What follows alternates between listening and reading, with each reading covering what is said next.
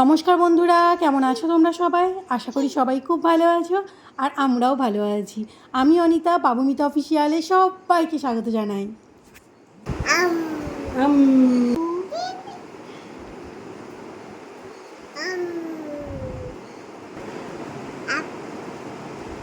Up করে বকে দিচ্ছ তুমি? তুমি সবাইকে বকে দিচ্ছ? আপ করে বকে দিচ্ছ কেন? কেন?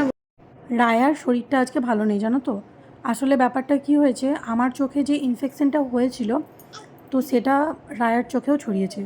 কারণ রায়ার চোখে আমি সেম লক্ষণগুলো দেখতে পাচ্ছি যেগুলো আমার চোখে হয়েছিল প্রথম চোখটা ছোট ছোট হয়ে এসছে, চোখটা লাল হচ্ছে, চোখ দিয়ে জল পড়ছে। তো যখনই আমি এরকম লক্ষণ দেখলাম না, আমি ওকে সঙ্গে সঙ্গে ডাক্তারের কাছে নিয়ে গেলাম। আমি যে ডাক্তারের কাছে গেছিলাম সেই ডাক্তারের কাছেই নিয়ে গেলাম। তো ডাক্তারবাবু দেখেই বলে দিলেন যে হ্যাঁ, এটা তোমার থেকেই হয়েছে ওর। ডাক্তারবাবু কিছু মেডিসিন দিলেন আর বলেই দিলেন যে এটা ঠিক হতে 1 সপ্তাহ মতো টাইম লাগবে, মানে 1 সপ্তাহ কষ্ট পাবে রায়া। যাই হোক, এই ড্রপ দুটো চোখে লাগানোর জন্য দিয়েছে। চোখের ড্রপ এই দুটো দিনে 6বার করে 1 ফোঁটা করে লাগানোর জন্য দিয়েছে। আর কিছু খাবার জন্যও দিয়েছে, খাবার মেডিসিনও আছে। তো এই ড্রপ দুটো যে কী করে ওর চোখে লাগাবো আমি সেটাই বুঝতে পারছি না। সাদা ড্রপটা যেটা দেখালাম সেটাতে না চোখটা একটু জ্বালা করে, আর এই ড্রপটাতে চোখটা ঠান্ডা পড়ে। এই সেম ড্রপই আমাকেও দিয়েছিলেন ডাক্তারবাবু, একই ড্রপ, এই দুটোই দিয়েছিলেন। তো যেহেতু আমার চোখটা অনেকটা বেড়েছিল বলে আমি রায়ের জন্য আলাদা করে কিনে নিলাম, ওটা দিইনি আর ওকে। আর কিছু খাবার জন্য মেডিসিন দিয়েছেন। এই সিরাপটা দিয়েছে 2বার খাওয়ার জন্য দিনে, সকালে 1বার, রাতে 1বার, 2.5 ml করে দিতে বলেছেন। আর যেহেতু এতে খুব ব্যথা হয় আর জ্বর আসে, তাই একটা প্যারাসিটামল সিরাপও দিয়েছিলেন। আমার চোখ এখন অনেকটাই ভালো আছে আগের থেকে। একটু দেখতে অসুবিধা হয়, চোখে ব্যথা হয়, কিন্তু আগের থেকে অনেকটাই ভালো আছে। কিন্তু দুঃখের ব্যাপার হলো যে আমার ঠিক হওয়ার পরপরই জিনিসটা রায়ার হয়ে গেছে। এই দেখো, রায়া এটা নিয়ে খুব কষ্ট পাচ্ছে, জানো তো। যখনই আমি বুঝতে পেরেছি যে এরকম কিছু একটা হয়েছে, তখনই আমি ওকে ডাক্তারের কাছে নিয়ে গিয়েছি। ডাক্তারবাবু ওষুধ দিয়েছেন, সেগুলো লাগাচ্ছি।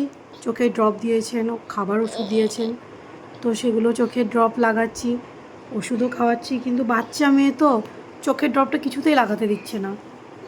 এখন স্নান টান করিয়ে ফ্রেশ করিয়ে দিলাম, দেখো ফ্রেশ হয়েছে, এখন খেলছে।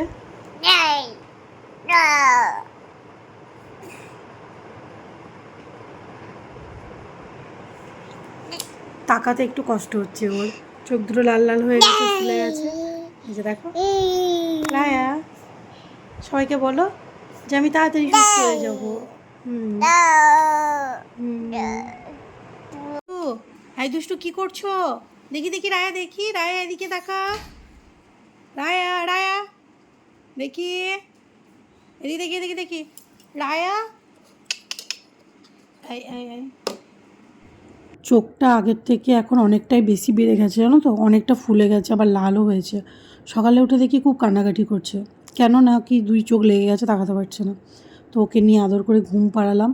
তারপর গরম জল করে নিয়ে এসে তার মধ্যে তুলো ভিজিয়ে চোখ দুটোকে ভালো করে পরিষ্কার করিয়ে দিলাম। এরপর ওর ঘুমের ঘোরের মধ্যে আমি ওকে একটু খাইয়ে দেবো, দিয়ে আবার ঘুম পাড়িয়ে দেবো। মানে ও যত ঘুমোবে ওর চোখটা তত তাড়াতাড়ি ভালো হবে। বেশ অনেকক্ষণ ঘুমানোর পর উঠলো। ওঠার পর দেখি ও বাবা, একটা চোখ তো খুলতেই পারছে না, এতটা মোটা মোটা হয়ে ফুলেছে যে একটা চোখ খুলতেই পারছে না, আর একটা চোখ একটু একটু করে খুলছে। তো কোনো রকমে চোখে আমি ড্রপটা দিলাম আর খাবার খাইয়ে ওকে ওষুধটা খাইয়ে দিলাম। এখন ওকে নিচে নিয়ে এলাম, পরিষ্কার করিয়ে দিয়েছি, জামা প্যান্ট ছাড়িয়ে দিয়েছি, তারপর চুলগুলোকে একটু তেল দিয়ে ভালো করে তুলে বেঁধে দিয়েছি দুটো করে, যাতে চোখের মধ্যে চুলগুলো এসে না পড়ে। চোখটা খুব খুব ফুলেছে, জানো তো, খুব কষ্ট পাচ্ছে মেয়েটা, ব্যথা হচ্ছে, জ্বর আসছে, খুব কান্নাকাটিও করছে। খাবার দাবারও ঠিকঠাক করে খেতে চাইছে না, খাবার খাওয়ানোর পর আবার বমিও করে দিচ্ছে। এখন ওকে আর বাইরে বার করি না, ও সারাক্ষণ বাড়িতে ওর দিদির সাথেই খেলা করে। আর রিসা যখন স্কুলে যায়, পড়তে যায়, তখনও কী করে বলো তো, এই দেখো এরকমভাবে শুয়ে শুয়ে টিভিতে গান শোনে। আর টিভিতে গান না শুনলে আমার ফোনের মধ্যে যে রাইমসগুলো হয় বেবিদের, বাচ্চাদের, তো সেগুলো দেখে। এখন রায়ের চোখটা আগের থেকে অনেকটাই ভালো আছে, জানো তো, তার জন্যই সন্ধ্যের দিকে ওকে একটু বার করেছি। আসলে ও বাইরে খেলাধুলা করে, তারপর বাইরে কি বলবো, সামনের বাড়ি একটা দিদি আছে, তার সাথে অনেকক্ষণ থাকে, সময় কাটায়। তাই বাড়িতে ও কিছুতেই থাকতে চাইছে না, তাই সন্ধ্যেবেলায় একটু বার করলাম। এই যে ভাইটার সাথে এখন বল নিয়ে খেলছে। আর এরই মধ্যে ওর পাপাও চলে এসেছে দোকান থেকে। যেই পাপাকে আসতে দেখেছে সেই লাফাতে শুরু করেছে। আসলে পাপার গাড়িতে চাপবে, চেপে ঘুরবে। তো পাপার গাড়িতে চেপে একটু ঘোরা হলো। আর ঘোরার পর যখন ওকে বলা হচ্ছে নামো এবার, তো কিছুতেই নামবে না মেয়ে। এই যে যখন মনে হলো যে এই হয়তো রায়ার চোখটা ঠিক হয়ে এসেছে, ঠিক তখনই লক্ষ্য করলাম যে রায়ার চোখে যে জলগুলো পড়ছে, জলের সাথে রক্তও বেরোচ্ছে। এখনও রাতে ঘুমোচ্ছিল, দেখো রক্তগুলো গড়িয়ে পড়ে শুকিয়ে লেগে গেছে। আর শুধু চোখে না, নাক দিয়েও বেরোচ্ছিল। তো খুব ভয় লাগলো যে এটা কেন এরকমটা হচ্ছে। আমার তো এর থেকেও বেশি বাড়াবাড়ি হয়েছিল, কিন্তু এরকম তো হয়নি। ডাক্তারের কাছে আবার গেছিলাম, তো ডাক্তারবাবু বললেন যে ভয়ের কোনো কারণ নেই, যে ওষুধগুলো চলছিল ওগুলোই চলবে, আস্তে আস্তে ঠিক হয়ে যাবে।